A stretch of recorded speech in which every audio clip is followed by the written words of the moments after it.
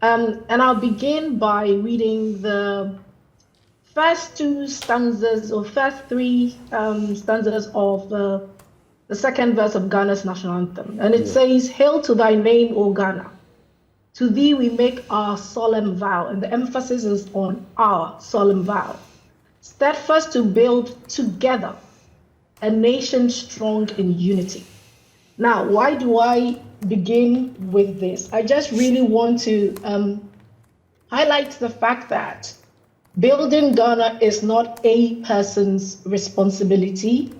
It is all our responsibility. And I go back to what, sorry, I might mispronounce your name, Vormawor. And he says that he's working to educate Ghanaians on rights.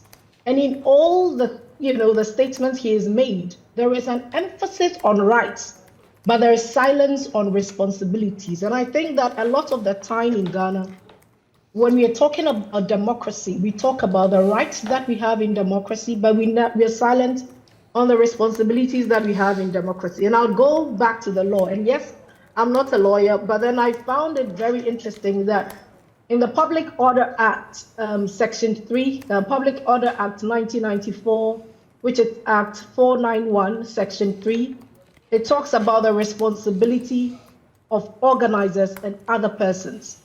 And I'm sure that the organizer, being a lawyer, should have known what his responsibilities are. And if you don't mind, I probably would skip quickly to Section 3 of the responsibilities of organizers and other persons and use my layman's view.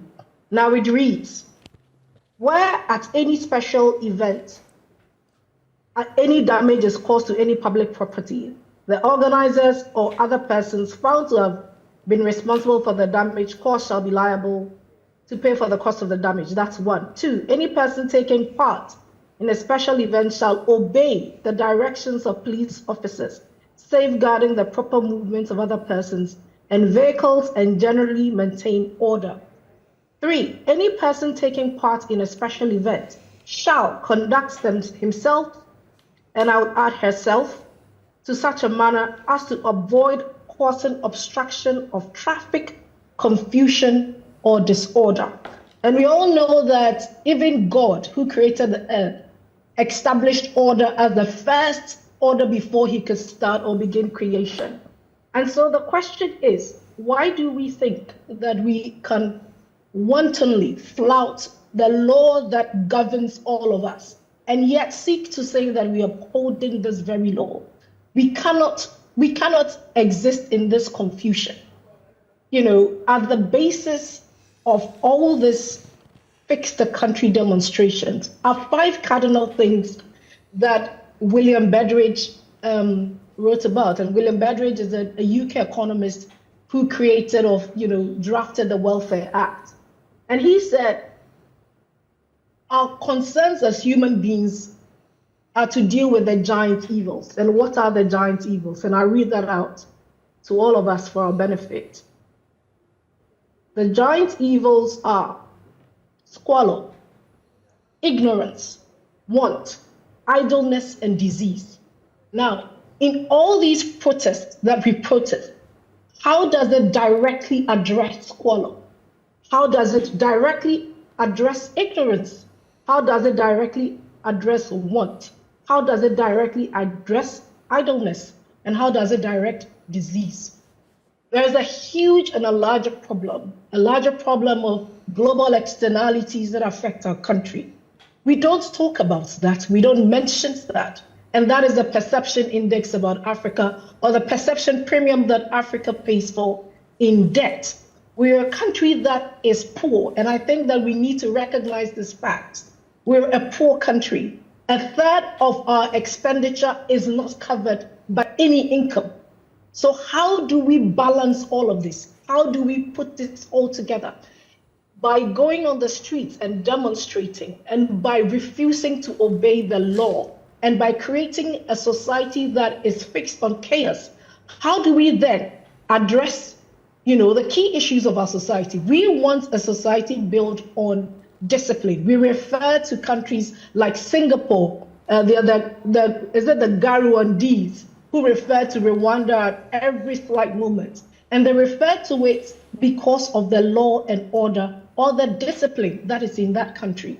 Now, if we seek to, be a people that even when we are knowledgeable, we are intelligent, and we should know what we ought to do, deliberately flout it, and then claim, perhaps using the very words that Vormawor said, in a statement that is attributable, I think, to the IGP and the current commission that is going on, saying that he is using PR, prying to the public and playing to the gallery.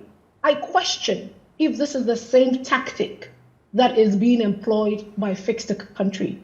Are they using PR to undermine the very society they want to build?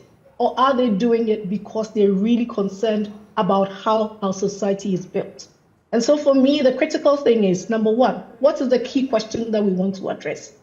Can we use protest to address the key questions? Yes, it's a democratic right, but what of our democratic responsibilities? As citizens of Ghana, what are the responsibilities that we have together to fix this country? What are our behaviors? What are our values?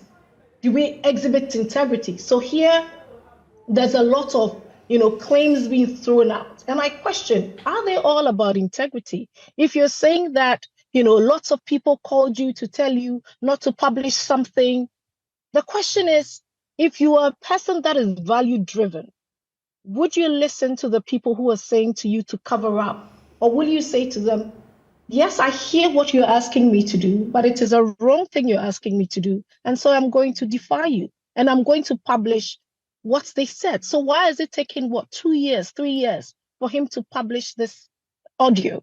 I would have published it the very first day, because then I believe in integrity. And I believe that we need to be a values-driven society. And I think that's where I would end it. Thank you.